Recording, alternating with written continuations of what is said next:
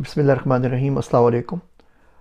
رمضان کے توسط سے سوچا ایک بات آپ سے عرض کر دوں۔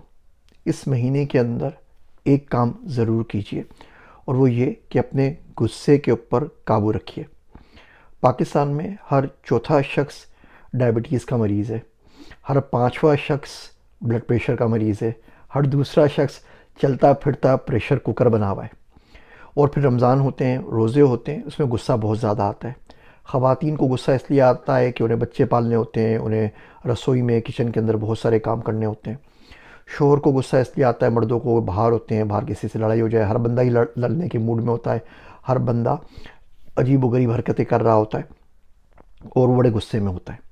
اس میں مصیبت یہ ہوتی ہے کسی کا بلڈ پریشر ہائی ہو جاتا ہے، اس نے گولی لینا بھول گیا ہوتا ہے، کسی کی شوگر اپ اینڈ ڈاؤن ہو جاتی ہے، اور سب سے زیادہ مسئلہ ہوتا ہے ان لوگوں کے ساتھ جو نکوٹین لیتے ہیں، جو نسوار کھاتے ہیں، سگریٹ پیتے ہیں، تمباکو لیتے ہیں یا کسی اور چیز کا نشہ کرتے ہیں۔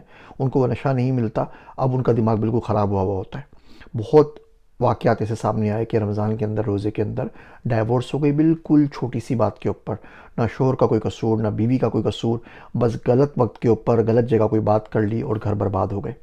پتہ نہیں، مفتیان کرام سے ان لوگوں کو پوچھنا چاہیے جن لوگوں کو اپنے غصے پہ کنٹرول نہیں ہوتا، کہ ان کو روزہ رکھنا بھی چاہیے یا نہیں رکھنا چاہیے۔ وہ روزہ تو رکھ لیتے ہیں لیکن ایک قوم کی زندگی حرام ہو جاتی ہے، بیوی کی، بچوں کی، محلے والوں کی، امپلائیز کی، ساجھے داروں کی، پارٹنرز کی، رشتہ داروں کی، پڑوسیوں کی۔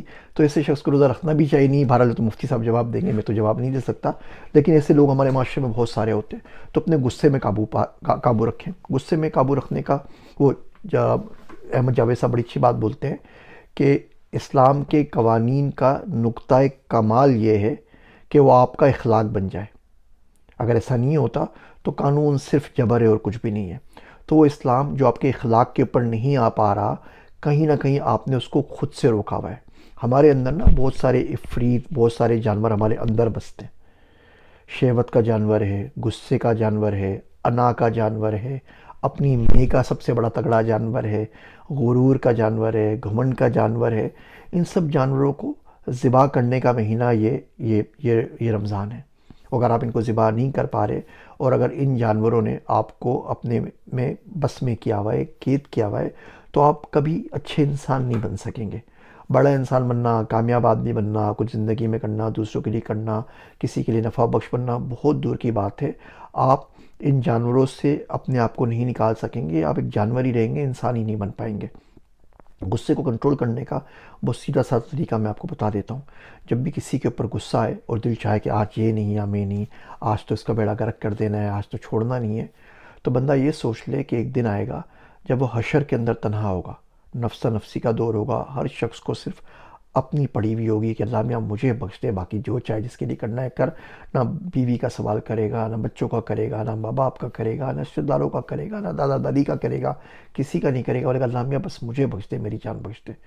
اس دن وہ اپنے گناہوں کی وجہ سے بڑے ڈر اور خوف میں ہوگا، کانپ رہا ہوگا کہ حساب کتاب میں کیا ہوگا، پولیس سے رات کے اوپر کیا ہوگا، اللہ صحیح نے پوچھ لیا تو کیا ہوگا۔ اب وہ جو چاہتا ہے کہ اللہ سبحانہ و تعالیٰ معاملہ اس کے ساتھ کرے، غصہ نہ کرے، رحم کا معاملہ کرے، معاف کرنے والا کا معاملہ کرے، ستاری کا ڈھکنے والا معاملہ کریں، عفو درگزر کا معاملہ کریں، غصہ بالکل بھی نہ کریں۔ بس وہ سوچ لے کہ اگر میں آج ان لوگوں کو، جنہوں نے ہو سکتا ہے کوئی شرارت کر لی ہو سکتا ہے کوئی غلطی کر لی ہو سکتا ہے کوئی نافرمانی کر لی ہو، لیکن اللہ نے فرمایا ان اللہ مع الصابرین، کہ اللہ صبر کرنے والے کے ساتھ ہے۔ تو بندہ بول دے اللہ سائیں میں آج صبر کرتا ہوں، اپنا غصہ پی جاتا ہوں، اس دن کے لیے جس دن مجھے بہت ہی ڈر ہوگا تیرے غصے سے، تو مجھ پہ رحم کا معاملہ فرمائیو۔ بندہ یہ سوچتے نا کہ کتنی مرتبہ چاہتا ہے کہ اللہ اس کے اوپر غصہ نہ کرے، قدرت اس پہ غصہ نہ کرے، وہ بھی دوسروں کو بخشنا شروع کر دے، معاف کرنا شروع کر دے۔ ہمارا مریضوں کا معاشرہ ہے، یہ خود انسان نہیں ہوتے، اپنے کسی نہ کسی جانوروں میں گھرے ہوئے ہوتے ہیں، تو ان لوگوں کو بیچاروں کو انسانوں سے ڈیل کرنا آتا نہیں ہے، تو ان کو چھوڑ دینا چاہیے۔